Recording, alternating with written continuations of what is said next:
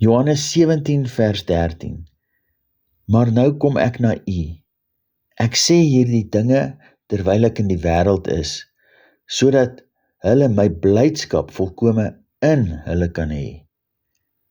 Die woord het Jesus vlees geword, gesterf vir ons sonde en opgestaan vir ons, triomferend uit 'n sieledood, opgevaar na die regterhand van Vader in die hemele, in redding, versoening en heerskappy bewerk.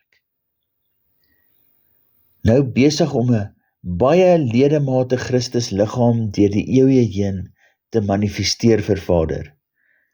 Immanuel, God met ons, nou as Gees woord in ons.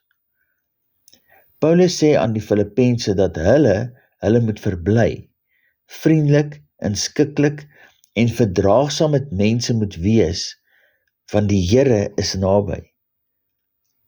Ons moet mense verdra terwille van Christus Jesus en sy posisie in ons.